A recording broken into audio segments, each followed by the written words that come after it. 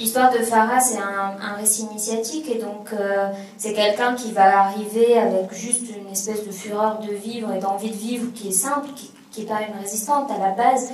Elle chante parce qu'elle aime bien les textes, elle est intelligente, mais elle ne se pose pas trop de questions, et elle n'a pas trop de limites, et c'est vrai que il y a un avant et un après cette trahison, c'est-à-dire que voilà, à ce moment-là, il y a quand même une prise de conscience de ce que ça veut dire, et cette prise de conscience-là, du coup, les quelques petites choses qu'elle fait après, notamment le concert annulé où elle parle aux flics, etc., elle a une petite conscience qui vient de s'installer. Donc le film, il raconte aussi un peu devenir adulte, et donc pour moi, c'est vraiment quelque chose de très très fort et de très important. Et une fois qu'on a vu le film la première fois, quand on le revoit, on voit qu'il joue dès le départ, il la regarde tout le temps, il y a beaucoup, moi j'aime beaucoup comment il joue. Lui, c'est un des rares acteurs qui a pas mal d'expérience. Les deux policiers sont les acteurs du film, et les vrais acteurs. Et du coup, pour reparler du club de cinéastes amateurs, c'est un épisode que j'ai un peu vécu, en fait, cette histoire d'avoir quelqu'un dans son entourage. Justement, au club de cinéma, on avait quelqu'un qui venait, avec qui moi je m'entendais très bien, et qui lui est venu comme ça plusieurs mois, et puis c'était le seul à avoir un espèce d'appartement qu'on comprenait pas très bien, donc on allait chez lui parce que personne n'avait où aller. Du coup, on a fait plein de conneries chez lui, etc. Et puis après, moi je suis partie en France. Et d'ailleurs, on a fait un échange de colliers, et c'est le collier qu'on voit dans le film, c'est lui qui me l'a donné.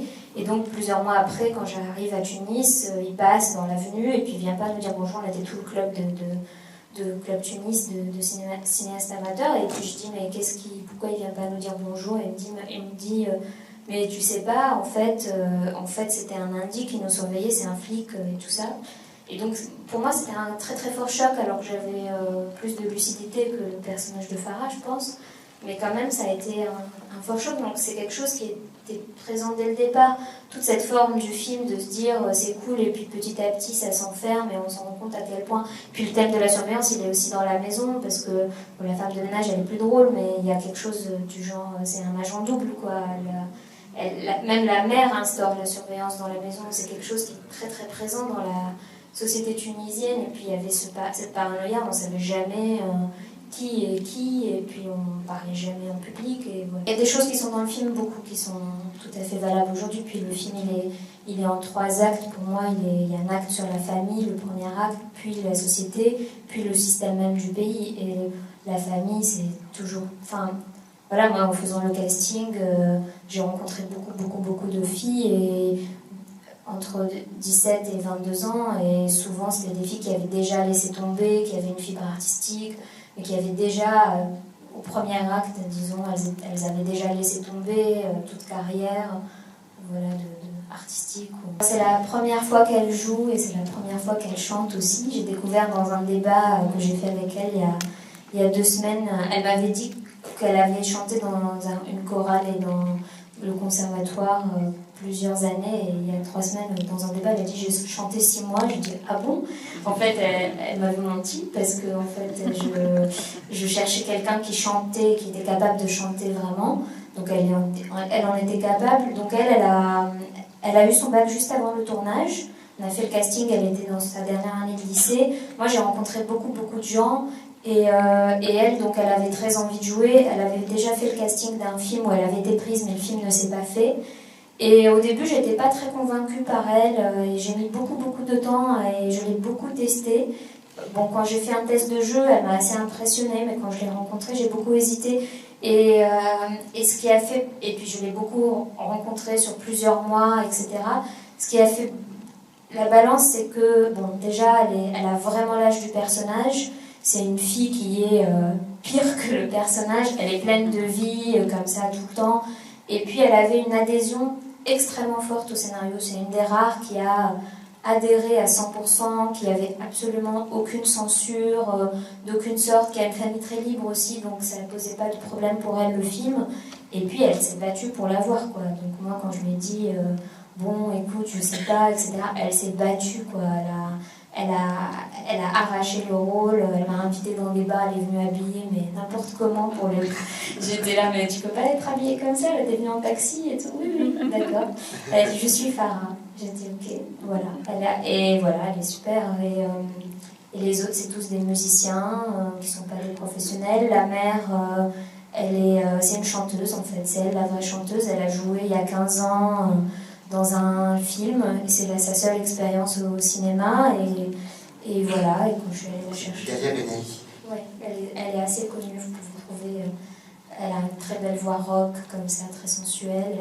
Alors, elle n'a pas du tout le look qu'elle a dans le film, en fait. Elle a les cheveux comme sa fille, elle a des tatouages partout, elle a des piercings et tout. Enfin, pour elle, on l'a déguisée complètement dans le film et elle jouait un peu sa propre mère. Ils ne savent pas, donc mon père est réalisateur. Je ne sais pas. C'est difficile pour moi de le dire. En tout cas, moi, j'ai fait partie du club de cinéastes amateurs dont vous parlez au lycée, mais quand je suis arrivée au club, j'ai pas dit que j'étais la fille de mon père, parce qu'il est très connu en Tunisie. J'ai réussi à passer plusieurs mois là sans qu'il le sache, parce qu'il y avait quelqu'un qui avait le même nom de famille que moi. Et cette personne, quand elle est arrivée, on lui disait tout le temps « t'es de la famille de Nouri Bouzid » et moi on me disait « est-ce que t'es de la famille de cette personne ?» Donc personne n'a fait le lien, c'était super. Donc voilà, j'ai toujours été, quand j'ai décidé de faire du cinéma, c'était un peu compliqué pour moi de trouver... en fait, c'était pas compliqué, mais c'était, en tout cas, j'étais très consciente du fait qu'il fallait vraiment pas être sous l'ombre de mon père, qui est quand même quelqu'un qui a un regard très fort et qui a une très forte personnalité. C'est une des raisons pour lesquelles je suis partie faire mes études en France et des études de cinéma en France. Voilà, j'ai fait une école, j'ai fait la FEMIS et du coup j'ai fait beaucoup de cours et j'ai réussi à chercher un peu ma propre voix, mon propre regard.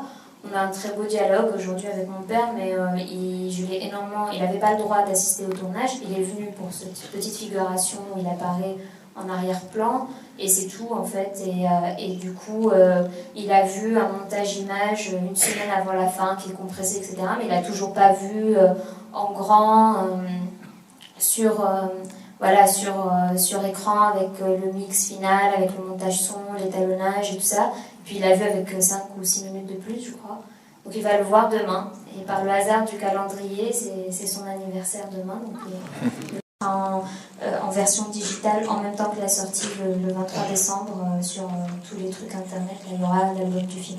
Donc ça a été compliqué de les faire jouer ensemble ou il y a eu tout de suite une osmose qui s'est trouvée?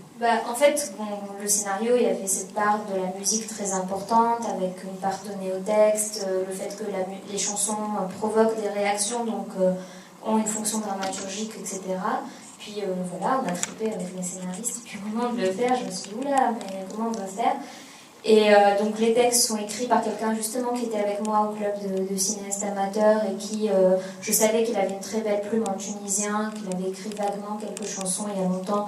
Donc je lui ai demandé, je lui ai fait lire le scénario et je lui ai demandé d'écrire. Donc c'était comme une sorte de commande parce que j'avais écrit les thématiques, la couleur un peu, si c'était une chanson drôle ou si c'était une chanson plus mélancolique ou voilà. Et donc il a écrit ces textes, pour certains très rapidement d'un premier jet, pour d'autres on a fait plus d'aller-retour. Et ensuite j'ai rencontré beaucoup de musiciens. Je voulais absolument faire du rock avec du oud, et parce que pour moi le oud est un instrument très fort pour le rock, je sais pas d'où ça venait. Et en Tunisie il y avait une scène rock mais qui disparaissait très vite, genre un concert et puis c'était fini, mais moi j'aimais bien, et puis ça existe beaucoup en Égypte et au Liban. En Tunisie il y a beaucoup plus de rap et d'électro, puis un peu de reggae. Et du coup, en fait, j'ai eu une chance de dingue. J'ai rencontré plein de gens que je ne trouvais pas, et j'étais à un concert à Paris où il y avait 20 personnes. Et il y avait un groupe de rock, mais exactement comme j'avais écrit, dont un garçon qui faisait du oud et qui, en fait, est irakien, mais qui a vécu plusieurs années à Tunis, qui connaissait très bien Baya, qui joue, parce que c'était une petite groupie de leur groupe. Donc, en fait, j'ai vu ce groupe et il y avait quelqu'un dans la salle que je connaissais qui m'a dit mais il est à Tunis, il parle tunisien, enfin il comprend le tunisien, tu dois... Et le groupe était tellement incroyable, c'est Alif, le groupe, si vous voulez écouter, c'est très beau, mais c'est du rock plus mélancolique. Dans les petits dossiers, là, il y a un lien, même pour écouter, je crois, les chansons du film. Et donc, en fait, j'ai rencontré ce garçon qui était dans le groupe. Et ça a été immédiat, quoi. Il a tout de suite compris ce que je voulais, il connaissait les gens auxquels je pensais, par exemple dans le scénario, le batteur c'était une fille, et la fille qui fait de la musique électro, enfin ça devait être un garçon. Et j'ai rencontré cette fille, je l'ai trouvée incroyable, je l'ai vue sur scène, et du coup j'ai changé les personnages pour qu'elle joue dans le film. Donc j'ai parlé un peu de qui j'avais en tête, et vraiment très vite il a écrit, il a très bien compris ce que je voulais, il a compris que ce qui était important c'était l'énergie de ce groupe. Et voilà, il s'est inspiré beaucoup aussi des rythmes traditionnels tunisiens, des chants de femmes, du kef, du mezoud, qui est un instrument traditionnel tunisien. Il s'est inspiré de tout ça, mais après on avait des grosses références rock féminin ou pas, mais vraiment dans les pures traditions rock. Voilà, il est très fort.